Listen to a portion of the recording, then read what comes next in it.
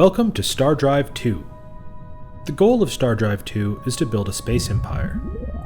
As Emperor, it is your duty to explore the unknown reaches of the galaxy and to select which planets you wish to colonize or conquer.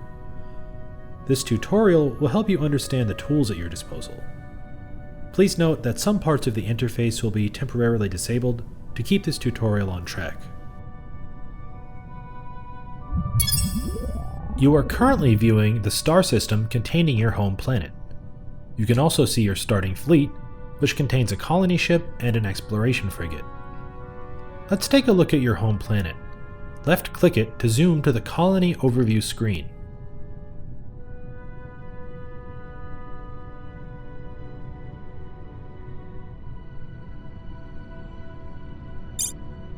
The colony overview screen allows you to manage your planetary economy. As we explore the various interfaces found in StarDrive 2, keep in mind that this game is rich with tooltips. Hovering over an icon will typically provide you with a detailed description to help you understand it. Let's take a closer look at the interface elements on this screen.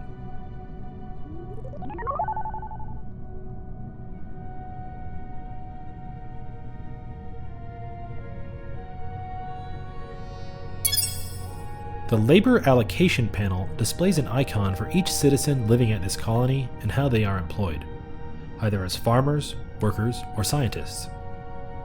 You can hover over the food, production, and science icons for a detailed breakdown of how your citizens are contributing to their production.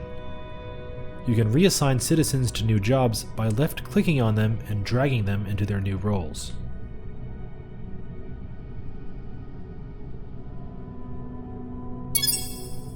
Food is necessary to feed each of your citizens.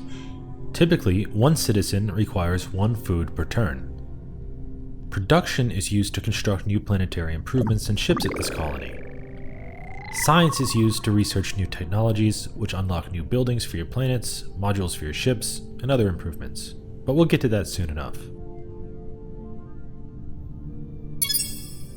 The upper panel displays the vital statistics of this planet.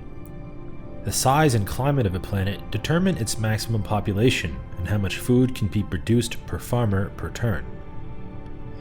The mineral richness of a planet can range from ultra-poor to poor, abundant, rich, and ultra-rich. Richness affects the amount of production per worker that can be created per turn at this planet.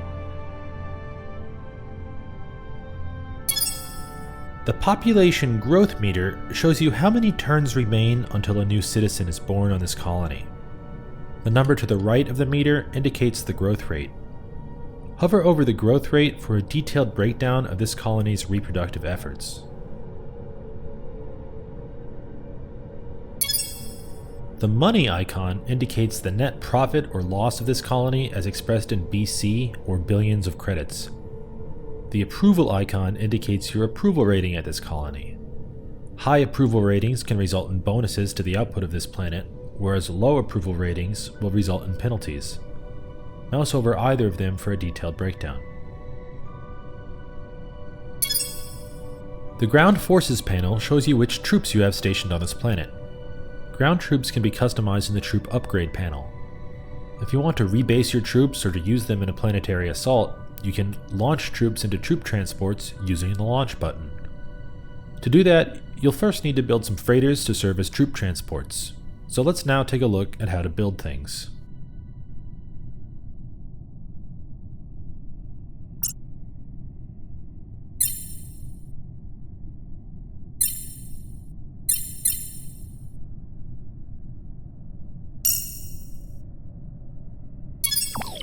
The area in the upper right of this screen displays the top item in this planet's build queue, if any.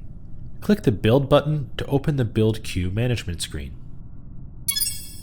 In this screen, you can manage the production of your colonies. On the left is a list of all of the buildings that you can create at this colony. On the right is a list of the various ships and special units that can be created. Left-clicking any of these items will add them to the build queue. Perhaps you could add a few military vessels to your build queue, or a new colony ship. Note that when you do, they appear in the bottom center panel.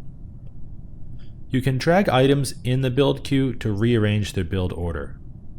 When you're done here, click the Close button, or simply right-click a blank area to return to the colony overview screen.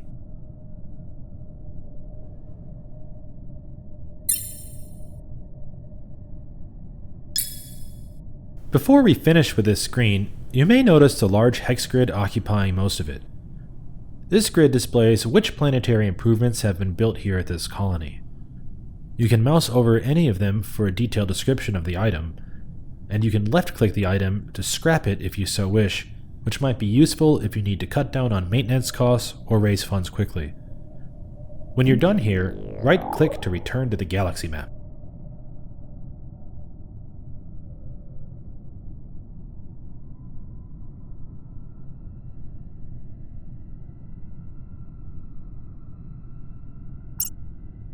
Before we proceed, take a moment to familiarize yourself with the view controls. You can change your view using the W, A, S, and D keys, or by mousing to the edge of the screen. Zoom in and out using the mouse scroll wheel. Click the Next button when you're ready to proceed, and I'll reset the camera to show you a few key concepts regarding fleets.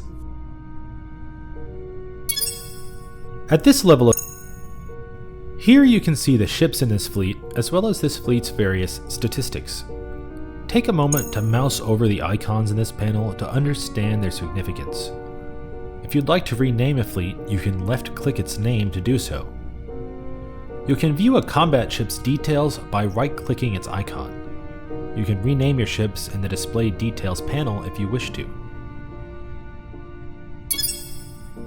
Fuel is an important strategic consideration when managing your fleets. You can see this fleet's current fuel highlighted on screen. Fleets don't require fuel to move while within your territorial borders, but once they leave the shaded area signifying your borders, your fuel supplies will diminish. Fleets that are out of fuel move very slowly and can only chart a course to a nearby colony or refueling station. Let's now try to do a little exploring. With the fleet selected, right-click any area of the map to issue a move order.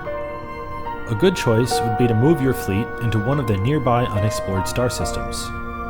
In fact, because you have 2 ships, you could split your fleet and issue 2 move orders. With your fleet selected, click on one of the ship's icons in the fleet panel to sub-select that ship. You can now right-click anywhere on the strategy map to split your fleet into 2. The final step before you can begin your game is to select your first research topic.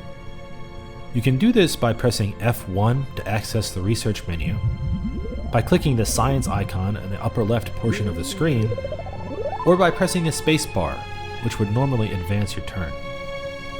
Instead, because you don't have any research selected, the spacebar will prompt you to choose something to research. The research screen provides you with 6 different fields of study. You may choose to study a single choice within a single field at a time before leveling up that field of study. Choose carefully, as you will lose the ability to research skipped text in the future. Don't worry, you can still get those technologies, but you'll have to use diplomacy or espionage to do so. Make a research choice and close the screen to continue.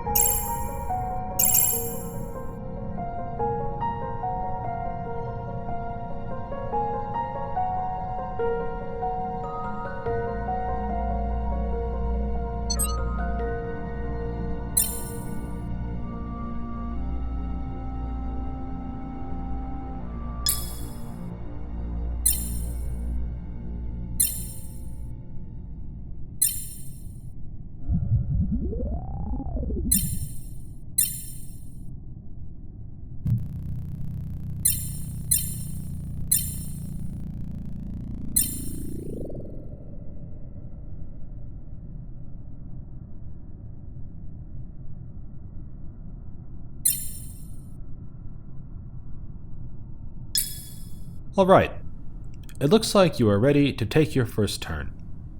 You can click the turn button in the lower right of the screen, but the best way to play StarDrive 2 is to hold down the spacebar to progress turns. The whole galaxy will update in real time when you do. There is no turn order in StarDrive 2. Your first order of business should be to find a new world to colonize. You've got a colony ship and you know how to explore, so get to it.